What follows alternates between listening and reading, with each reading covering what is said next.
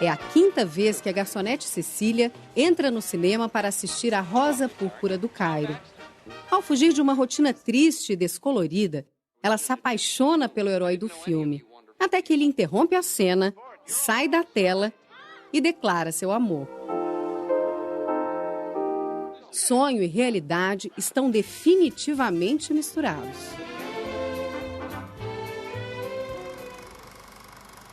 Cada um de nós, quando assiste a um filme, se comporta mais ou menos como Cecília. Mergulhamos em um mundo de imagens e sons que nos fazem rir e chorar. Vivemos histórias inventadas como se fossem reais. Por que funciona? Porque naquele momento você se confunde com o personagem. Essa é a magia. Às vezes é uma virada, é um olhar. É uma melodia na voz, é uma música. São pequenos traços muito sutis que entram direto, é como se fosse uma pecinha de um quebra-cabeça, que encaixa exatamente com a mesma pecinha do seu quebra-cabeça mental. E aí faz a cola, tum.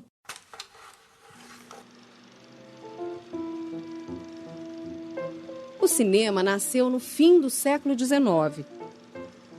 A máquina que os irmãos Lumière construíram, o cinematógrafo, foi resultado de uma revolução tecnológica, ao lado de outras invenções da época, como o telefone e o automóvel.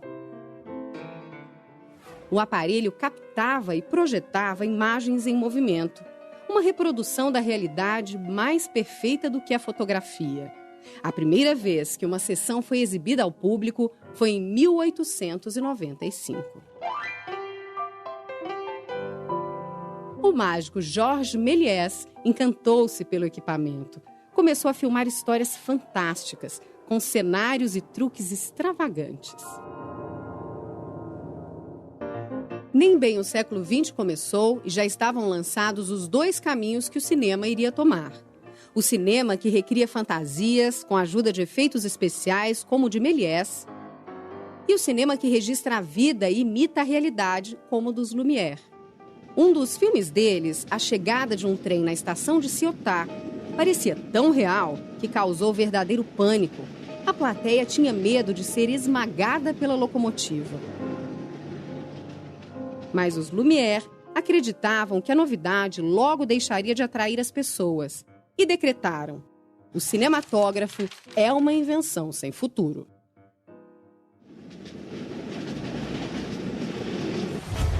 A previsão dos Lumière não se realizou. O cinema vai fazer 120 anos.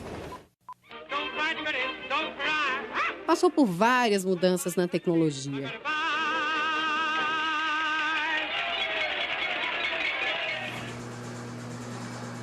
Hoje não precisamos nem entrar numa sala escura.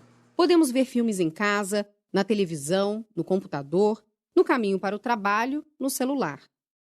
Essas alterações, de fato, elas mudam, inclusive, na nossa forma de nos relacionar com o conteúdo do cinema. Em casa, seja na televisão, seja no computador, o telefone toca, o cachorro late, a pipoca fica pronta no micro-ondas, quer dizer, coisas que o tempo todo quebram a unidade da percepção do cinema. Junto com a possibilidade de consumo, a gente agregou a possibilidade de produzir essas imagens também. Isso, por outro lado, libertou os cineastas, ou as pessoas com uma vocação para fazer audiovisual, para fazer filmes de uma maneira que jamais havia existido antes, sobretudo no sentido do barateamento dos meios de produção. No início era bem diferente. Os pequenos filmes só eram mostrados em feiras de atrações, onde a população ia para se divertir com os museus de cera e os números de mágica. Uma diversão bem popular. Quem, pela primeira vez, chamou o cinema de arte foi o italiano Ricciotto Canudo, em 1911. Sétima arte, disse ele, com a vantagem de que o cinema absorveu outras artes. Entre o cinema e a literatura, é claro, são duas artes narrativas. Agora, o escritor se vale da palavra, né? Então, o escritor tem a possibilidade de descrever, né? Enquanto que o cineasta ele tem a propriedade, o cinema tem a propriedade de mostrar as coisas. Eu penso que mesmo em relação ao teatro, a gente possa fazer esse tipo de aproximação e distanciamento. Quando a gente vai ao teatro, nós estamos sentados em um ponto determinado da plateia, observando uma ação que se desenrola à nossa frente. O cinema tem a propriedade de a câmera se deslocar e de tal maneira que o nosso olho também se desloca. Então, a hora ele está distante, observa uma paisagem, a hora ele se aproxima, observa um rosto. Em relação à pintura, a gente pode chamar atenção para essa objetividade cinematográfica na medida em que ambas são artes que trabalham com enquadramentos e ambas são artes da luz.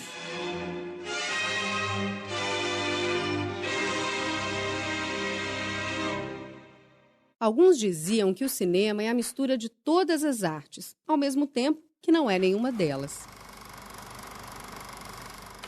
Acho que a gente pode pensar na montagem como aquilo que é especificamente cinematográfico. A montagem, ela é o coração da linguagem cinematográfica. O cinema tem essa propriedade. Você hoje está aqui, depois você pode estar em qualquer lugar, né? Então, ele te transporta pela montagem. Você pode ter uma ação que se passa hoje, mas, de repente, ele joga um close no meu rosto, tira o foco e aí me mostra anos atrás, não é? Isso se chama flashback, é uma característica do cinema.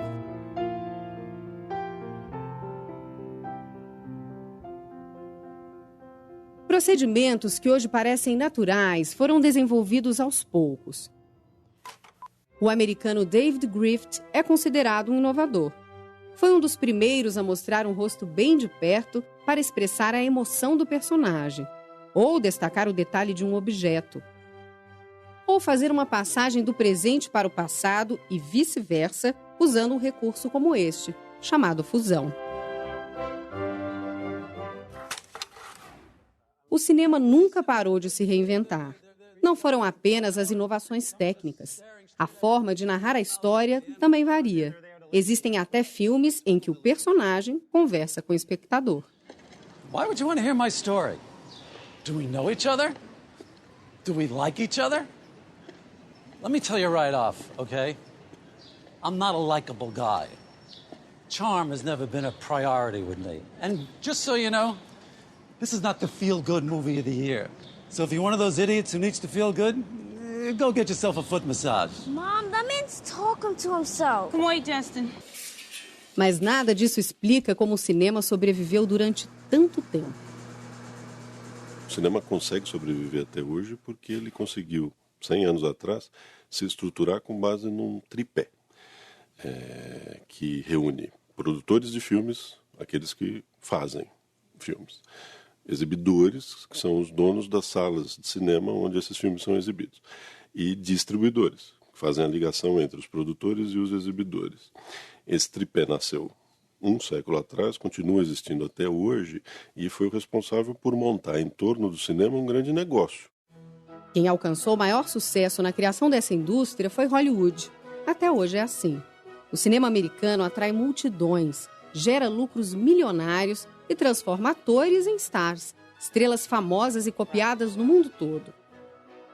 Os estúdios se especializaram em gêneros: comédia, melodrama, policial,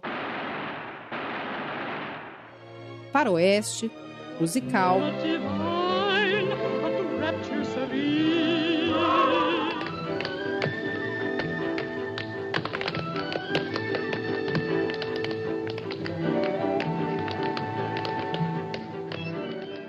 Hollywood descobriu muito cedo que o espectador de cinema busca, na verdade, reconhecimento. Por quê? Tem o ator de quem ele gosta. Porque o gênero é um gênero que o atrai, né? E aqui a gente teria, talvez, os dois grandes elementos capazes de puxar público para as salas de cinema. Ao lado desse cinema, convive outro tipo de filme. Há diretores que preferem trabalhar com produções de custo menor, em que as equipes envolvidas podem colocar as suas ideias com mais liberdade e que atingem públicos mais reduzidos.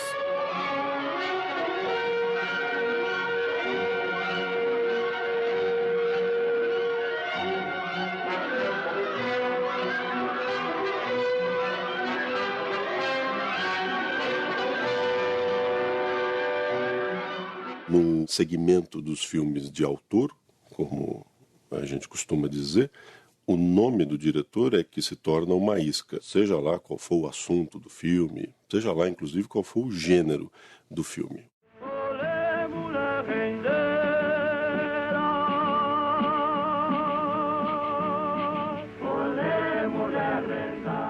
O Brasil também embarcou na aventura de criar uma indústria de cinema. Construiu estúdios como Vera Cruz, em São Paulo, Atlântida e Cinédia, no Rio de Janeiro.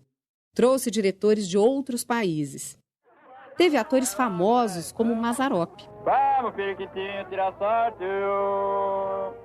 Criou até um gênero próprio, a chanchada, que fez sucesso nos anos 50.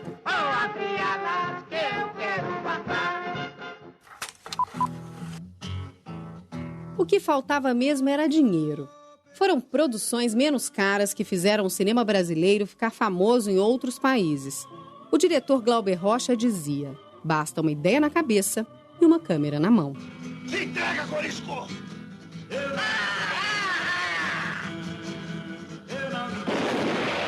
O sertão vai virar e uma vira sertão. Esse pensamento existiu em vários países e criou um movimento, o cinema novo. Vem desse movimento a ideia de que o filme reflete o estilo e a visão de mundo de uma só pessoa, o diretor. Verdade? Certamente não. Como em qualquer indústria, o cinema é resultado do trabalho de muita gente. O set é o lugar preparado para rodar uma cena. Cada um faz o seu trabalho. Mas o filme começa muito antes que o diretor diga ação. 1, 2, ação! Eu sou procurado por um diretor com uma ideia. Ou seja, eu vou tentar pegar essa ideia e vou aumentar essa ideia, né, num documento de 2 páginas no máximo, contextualizando essa ideia. Aí depois eu tenho um documento que se chama argumento. Que eu vou pegar essas 2 páginas, vou abrir essa história e vou transformar num documento de 10 a 20 páginas. E depois desse argumento, que não tem diálogo e não tem sequência de cenas, eu vou transformar num roteiro. Você não faz nada sem um roteiro, né? Você não consegue fazer o orçamento para saber quanto esse filme vai custar, você não consegue imaginar quantos personagens você tem, quais as locações, qual a orientação do diretor, da produção. Tanto que no processo produtivo, a primeira figura que se tem é o roteiro. O roteiro é a alma de um filme.